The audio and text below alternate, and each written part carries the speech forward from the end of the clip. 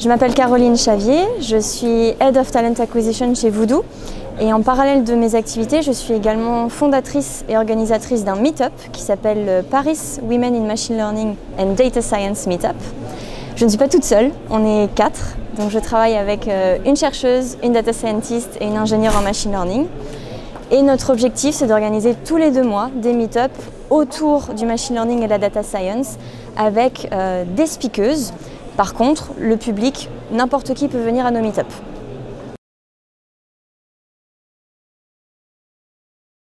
Alors le pourquoi, il est assez simple. En fait, j'ai rencontré Chloé Agathe Azenkot en avril 2017 et toutes les deux, on était à une conférence scientifique et on voyait que les femmes étaient parmi les participants. Par contre, on en voyait très peu sur scène à participer au panel. Et toutes les deux, on s'est dit, on va pouvoir faire quelque chose. Donc d'abord, on a réfléchi à pourquoi pas créer un événement. Et en fait, on a eu connaissance de cette association qui s'appelle Women in Machine Learning and Data Science.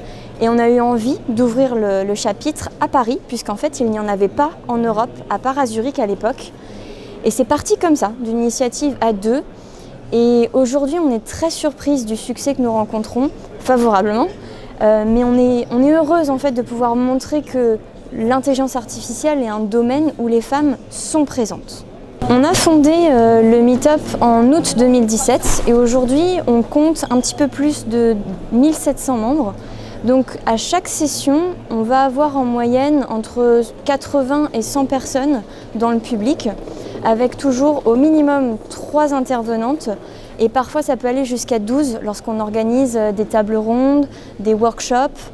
On invite également des hommes à participer sur des thématiques précises. Parce que le deal de ce meet-up, il est mondial. C'est qu'on mette en lumière les femmes dans l'intelligence artificielle. Mais après, on n'a pas envie de reproduire les mêmes biais qu'on peut voir dans d'autres domaines. C'est qu'il ne faut pas que ce soit exclusivement féminin. Et donc, on fait très attention à avoir aussi des intervenants masculins ou non binaires.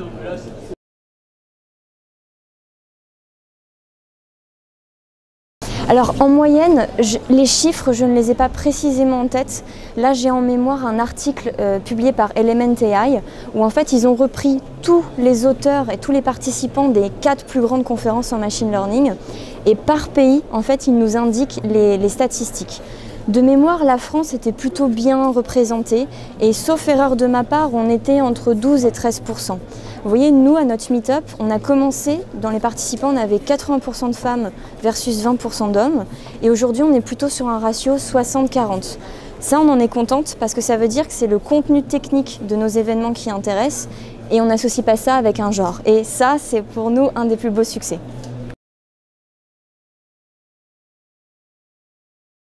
On voit que de plus en plus d'entreprises, d'organisations prennent conscience que la diversité est une thématique importante. Et surtout, ce n'est pas une thématique cosmétique, c'est que ça profite à l'ensemble. Donc, on voit par exemple que les comités d'organisation des conférences scientifiques développent de plus en plus des chartes spécifiques à ces sujets-là. Voilà, comment faire en sorte que les locaux soient inclusifs, qu'on puisse y venir lorsqu'on est handicapé, qu'on puisse y venir lorsqu'on vient de l'étranger. Faire attention à avoir un échantillon d'intervenants divers, représentation géographique, de genre, non-binaire, etc. Donc les conférences scientifiques travaillent sur ces thématiques et ce qui est bien, c'est que ça répond avec des initiatives qu'on peut voir dans les grandes entreprises notamment. Element AI, qui est plutôt une start-up en machine learning, est très sensible aux thématiques de diversité et communique beaucoup sur cet aspect. Après, moi, j'encourage vraiment chaque initiative, même si c'est une goutte d'eau. En fait, si on les additionne à la fin, le résultat, il est juste positif pour l'ensemble. Donc, il faut que ce soit des démarches qui continuent. Et j'aime aussi travailler avec des ingénieurs parce qu'il ne faut pas le faire pour la beauté du geste, mais il faut le faire avec des métriques, avec des objectifs clairs et aussi des formations sur, par exemple, les biais inconscients pour que chacun prenne conscience de pourquoi c'est important.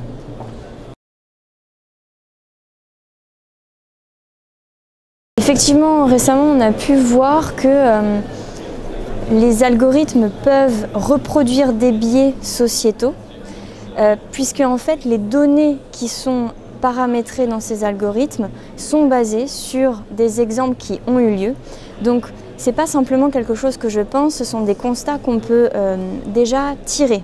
Ce qui est plus intéressant de mon point de vue, c'est de voir quelle réponse est-ce qu'on apporte à ce problème, et de voir que de plus en plus dans les conférences scientifiques, on parle de fairness en machine learning, on parle de biais, on parle d'éthique. Et donc, on est en train, je pense, d'avoir une prise de conscience sur ces thématiques-là. Et par exemple, à Francis AI, IBM a présenté un projet où c'était un software qui allait débiaiser un set de données. Ça, je trouve ça très intéressant. C'est qu'au-delà de se rendre compte, qu'est-ce qu'on fait? Peut-être que cette solution-là ne sera pas optimale non plus, mais il ne faut pas se priver d'essayer. Moi, je sais que je lis beaucoup les travaux de Kate Crawford sur ces sujets-là. Pour moi, c'est la référence à lire et à écouter sur les sujets éthiques et de biais au sein des algorithmes de machine learning.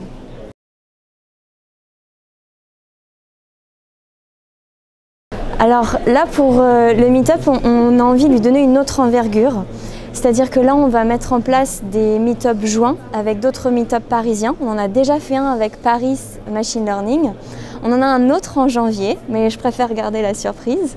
On va aussi mettre en place des ateliers sur des thématiques comme comment négocier son salaire, parce qu'on voit de plus en plus de personnes qui intègrent le monde de l'industrie et qui se retrouvent sans savoir comment procéder.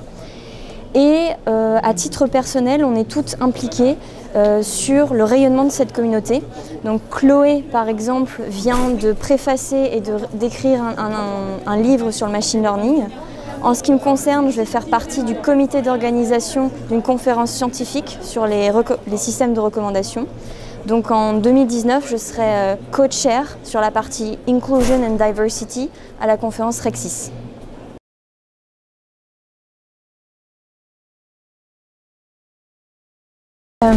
Un des points qui pour nous est extrêmement important en tant qu'organisatrice du Meetup, c'est qu'il est ouvert à tous. Même si dans l'intitulé on a le mot « women » qui indique que voilà, on met en avant des femmes, oui, c'est une volonté de mettre en avant des exemples, d'encourager des femmes dans le domaine à présenter leurs travaux, mais c'est aussi une volonté de notre part que ce Meetup ne soit pas exclusivement féminin, parce qu'on ne peut pas parler de diversité que entre femmes. C'est un sujet qui nous concerne tous. Et je suis particulièrement fière que de plus en plus d'ingénieurs masculins ou non binaires viennent au Meetup, prennent plaisir parce qu'ils repartent en ayant appris des choses.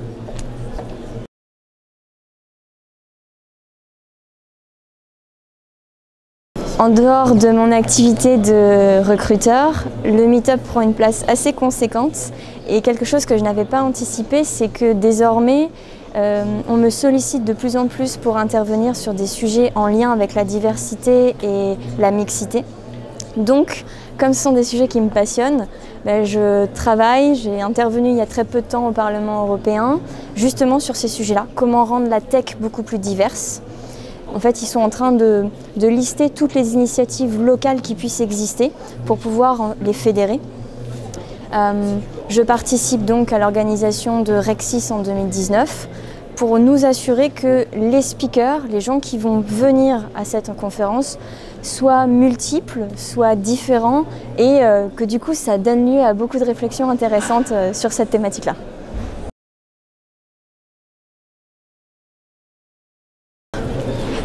C'est pas forcément quelque chose qui m'a bluffé, mais un des sujets qui me passionne le plus, c'est tout ce qui est en lien avec l'apprentissage non supervisé et comment est-ce qu'on pourrait revenir en arrière sur des résultats qu'on a obtenus. Parce que parfois, en fait, on n'arrive pas à expliquer comment la machine a obtenu ce résultat-là. Donc personnellement, je lis beaucoup sur le sujet pour essayer de comprendre. Il y a beaucoup de scientifiques qui travaillent là-dessus et qui trouveront des réponses et j'ai hâte. Après l'intelligence artificielle, moi ce qui me plaît sur cette thématique, c'est que les algorithmes de machine learning sont des outils puissants. Ensuite, il faut être vigilant sur la fonctionnalité qu'on leur donne et la façon dont on les paramètre. Donc voilà, un des trucs les plus enthousiasmants, c'est de pouvoir voir en fait des exemples positifs d'utilisation de techniques en intelligence artificielle et pas forcément la reproduction de biais qu'on ne souhaite pas pour les sociétés en général.